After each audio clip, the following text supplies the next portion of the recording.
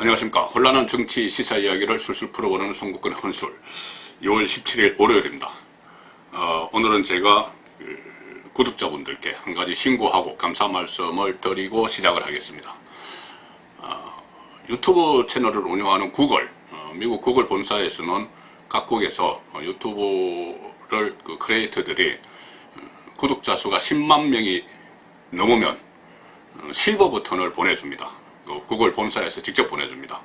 그리고 100만 명이 넘으면은 골드 버튼 이렇게 보내주는데 송국근의 혼술도 10만 명을 넘어서 오늘 6월 17일 오늘 구글 본사, 미국에 있는 구글 본사에서 국제우편으로 이 실버 버튼이 왔습니다. 송국근의 혼술 이름을 적어서 이 실버 버튼이 오늘 도착을 했습니다. 네, 감사의 말씀을 드리면서 앞으로 더 열심히 구독자분들께서 궁금해 하시는 부분들, 좀 혼란스러운 부분들, 그걸 술술 풀어보기 위해서 더 노력을 하겠습니다. 자, 오늘은 가장 눈길을 끄는 뉴스 중에 하나가 문재인 대통령의 핵심 측근 중에 신동호라고 있습니다. 신동호.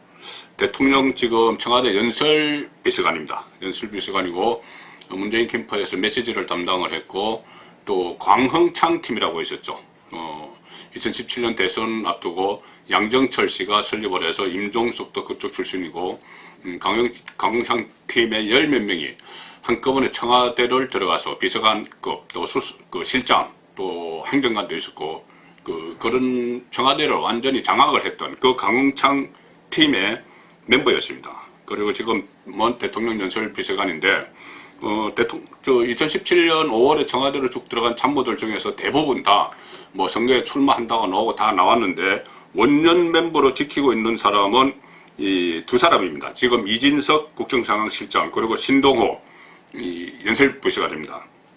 신동호 연설비서관은 시인 출신인데 상당히 문재인 대통령의 또 핵심 채권이기도 하죠. 자, 그런 신동호 비서관이 오늘 페이스북에 통해서 어제입니다. 페이스북에 이 파국을 걱정하며 이런 글을 실었습니다. 파국 끝난다는 이야기죠. 파국을 걱정하며 이런 글을 올렸는데 그 내용이 뭐냐면은 작은 승리를 큰 승리로 착각한 자들에 의해서 파국이 시작된다.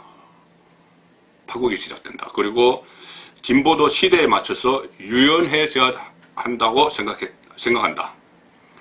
극단에서 항상 극단으로 가는 것 같아. 이것이 상당히 의미심장한 말인 것이 이것을 뭐를 두고 이야기한 거냐면은 선거를 앞두고 비판적인 기사에 대해서 재갈 물리기 시도라는 지적이 있었죠. 임미리 고려대 연구교수 민주당만 빼고라는 칼럼을 경향신문에 실었는데 임미리 교수와 경향신문을 고발을 했던 민주당. 근데 민주당은 고발했다가 여론의 역풍을 맞으니까는 취하를 했습니다. 취하를 했는데 그 대신에 일부 친문 네티즌, 열성 지지자들이 우리가 대신하겠다.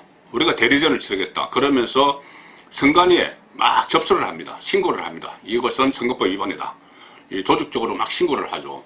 그런 현상에 대해서 청와대 참모가 우려를 한 겁니다. 걱정을 한 겁니다. 극단에서 항상 극단으로 가는 것 같아. 또 작은 승리를 큰 승리로 착각한 자들에 의해서 파국이 시작된다. 이렇게 경고를 한 것이죠. 그래서 결국 일부 여권 지지자들, 열성 지지자들에 대해서 청와대 참모가 경고를 한 그런 모양새가 됐습니다.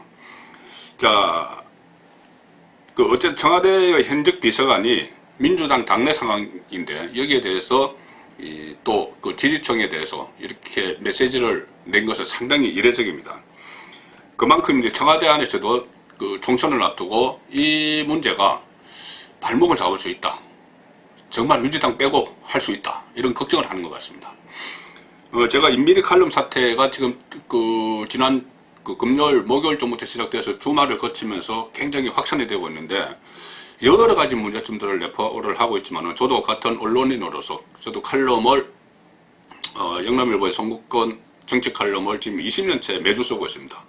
그 칼럼을 쓰는 입장에서 인미리 칼럼 사태, 이 사태 문제점을 제가 세 가지만 간략하게 짚어보겠습니다.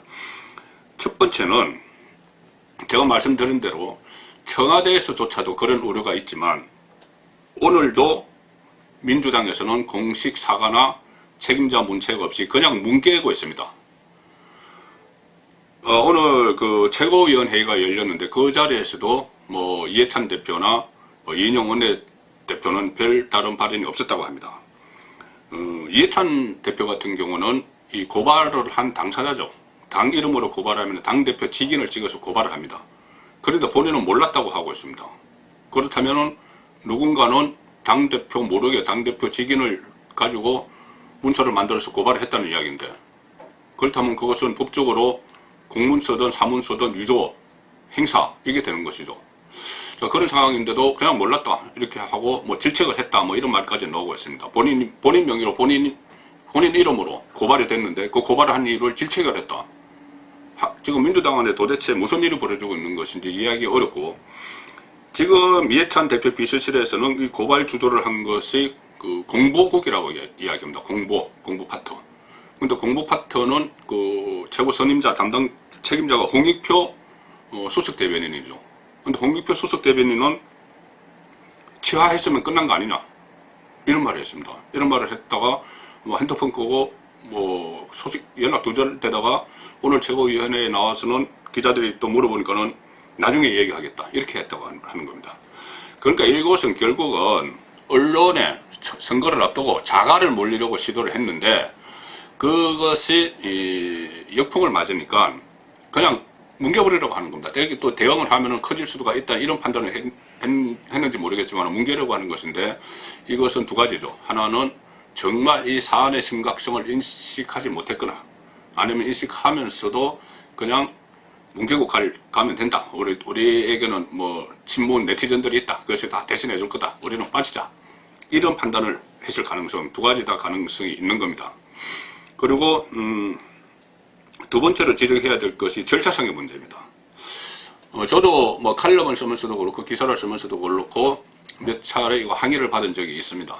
그런데 그것이 뭐 전화로 항의가 끝나지 않고 행동으로 갈 때는 항상 언론중재위원회를 거칩니다. 언론중재위원회를 거치면 언론중재위가 이 당사자들을 불러서 이 기자도 부르고 또 그 기사의 대상이 된 사람을 불러서 일단 중재를 하죠. 화해를 먼저 시도를 하다가 중재를 시도를 합니다. 그래서 어떤 양쪽 간의 결론이 좀 합의가 되면은 이 반론 보도문 또는 정정 보도문 이런 형태로 언론에 싣고 그걸로 끝나죠. 근데 만약에 양쪽이 서로 입장이 달라지면, 입장이 크게 어긋나면은 그때 뭐 사법기관으로 가는 겁니다. 고발을 하든지. 근데 이번에는 그 언론중재위 단계를 거치지 않고 바로 검찰 고발을 들어갔죠. 이것은 총선이 다가오니까 중간 단계로 다 생략해버리고 바로 검찰로 가서 고발을 하면서, 뭐 기자들 사실 뭐 고발 받으면 이 분은 기자 아니고 교수지만은 교수더라도 고발이 되면 상당히 이 압박을 느끼죠. 그 다음에 그걸 쓰는데 조심할 수밖에 없습니다. 그리고 그 본인뿐이 아니고 이런 사실이 주변에 알려지면은 다른 칼럼 리스트들도 이거 잘못했다고 하는 또 검찰 고발 당하겠네, 민주당이 바로 고발 들어오네 이러면서 글 쓰는데 위축될 수밖에 없습니다. 그게 언론 통제죠. 그게 알 권리를 침해하는 것이고 표현의 자유를 무시하는 겁니다. 자, 그 절차상의 문제도 상당히 문제가 있는 겁니다. 지금 총선이 다가오는 시점에 속결로 막 고발하고 했기 때문에. 그 다음에 조금 전에 제가 말씀드린 대로 민주당은 여론에 밀려서 취하를 했는데 언론중재위원회 산하의 선거기사심의위원회, 여기서 친문 네티즌들을 부추긴 측면이 있습니다. 여기서 제가 선거기사심의위원회가 9명으로 구성이 되는데 이 선거를 앞두고 구성돼서 선거 직후까지 활동을 합니다. 그런데 이 선거기사심의위원회가 이런 결정을 했습니다. 이 권고, 그러니까는 지금 그 임미르 교수의 칼럼이 공직선거법상 공정보도 의무를 위반했다 이렇게 해석을 하고 권고 이렇게 통고를 했습니다. 뭐 여러 가지 이 조치가 있는데 그 중에 권고는 가장 낮다고 하지만은 어쨌든 이 공정선거법상 공정보도 의무를 위반했다. 이렇게 해석을 해서 통보를 한 겁니다. 해당 언론사에 통보를 한 겁니다. 그러니까 친문 네티즌들이 이것은 언론중재위 산하기관인데 이것을 마치 선관위가 결정한 것처럼 해서 포장을 해서 뭐 착각을 했을 수도 있고 어쨌든 선관위가 한 것처럼 해서 막 선관위에 뭐 다시 뭐 신고를 하고 막 봐라 선관위도 위법이라고 하지 않았냐 이렇게 나오는 겁니다. 그런데 이 선거기사심의위원회는 여기도 상당히 편향되어 있습니다. 지금 심사위원 9명인데 위원장은 최원호 가톨릭대 교수인데 이 최 교수는 경실련 상임집행위원장이기도 합니다. 인적 구성이 상당히 편향됐죠. 그렇기 때문에 아마 뭐 이런 결정을 내린 것 같고 중재위가 자의적인 기준을 만들었는데 이렇게 되어 있습니다. 특정 정당이나 후보자를 일방적으로 지지하거나 반대하는 기사, 의도적으로 유리하거나 불리한 영향을 미칠 수 있는 칼럼 또는 기고는 공정성을 위반하는 선거기사다. 이렇게 이야기했습니다. 특정 정당이나 후보자, 그러니까 지금 이 경우에는 임미리 교수가 특정 정당을 불리한 영향을 미칠 수 있는 칼럼이라 이 이야기죠. 그런데 이것은 뭐 법이 아닙니다. 자의적으로 만든 규정입니다. 가령 실정법은 그렇게 해석을 안 하죠. 가령 노무현 전 대통령 탄핵, 문재인 정권의 기반인 노무현 전 대통령 탄핵을 헌법재판소에서 기각하면서 이렇게 이야기했습니다. 헌재가 정당 후보자가 결정되지 않은 시점에 지지 발언은 선거운동이 아니다. 그때 당시에 노무현 대통령이 여당이 좀 많이 이겼으면 좋겠다. 뭐 총선에서 그런 이야기 한 정도로 국회에서 탄핵이 의결되고 헌재까지 간 거죠. 그런데 그것을 헌재가 기각을 하면서 대통령직을 유지하도록 해주면서 정당 후보자가 결정되지 않은 시점이기 때문에 선거운동 한 거 아니다. 불법선거운동 한 거 아니다. 이렇게 이야기한 거죠. 그러면 지금 민주당 정당 후보자 결정 안 된 시점입니다. 그러니까 선거기사심의위원회가 좀 자의적으로 해석을 한 그것을 두고 또 친문 네티즌들이 확대 재생산을 하면서 이 정권 지키기, 민주당 지키기에 나서 있는 겁니다. 그래서 결국은 이 기사 제목은 민주당만 빼고인데 어쨌든 이 기사 내용은 또 그렇게만은 아닙니다. 좀 집권당 잘하라는 좀 이런 식의 뉘앙스고 정권을 너무 사유물로 생각하지 말고 노동계도 생각하고 노동계도 좀 생각하고 이런 이야기입니다. 근데 어쨌든 이 기사 칼럼 제목이 민주당만 빼고가 아니고 가령 한국당만 빼고 이렇게 칼럼을 제목을 했으면 과연 고발 대상이 됐을까요? 한국당이 이걸 고발 대상으로 삼았을까요? 또는 선거기사심의위원회가 이것을 위법이다, 공정보도 의무 위반이다 해서 또 근거 이렇게 통고를 하면서 압력을 넣었을까요?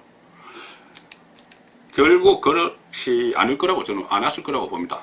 지금 한국당만 빼고는 돼도 민주당만 빼고는 안 되는 그런 분위기를 가고 있는 것이죠. 그것이 바로 이 권력, 정권이 갖고 있는 오만이고 독순이고 독주입니다. 그것은 지금 여권 내에서도 여러 그런 지적들이 나오고 있는 것이죠. 그래서 성북헌의 혼설이 생각할 때는 청와대가 그렇게 우려하는 것처럼 또 일부 여권 안에서 의식이 있는 사람들이 걱정하는 것처럼 정말 총선 투표에서 민주당만 빼고 그것이 현실화될 수도 있겠다. 지금 민주당이 집권 세력이 이런 인식을 가지고 있다면 전반적인 인식, 전반적으로 이렇게 또 친문 네티즌들 인식이 그렇다면은 정말 총선에서 그런 결과가 나오지 않을까. 그리고 또 한편으로는 한국당 입장, 한국당은 없습니다. 오늘 통합대죠. 미래통합당 제1야당 입장에서는 민주당만 빼고 이것이 지금 국민들이 다 이게 알려졌기 때문에 칼럼 제목이 알려졌기 때문에 그것을 선거구로 할 수도 있겠다. 그런 생각이 듭니다. 민주당만 빼고. 성북헌의 혼술이었습니다.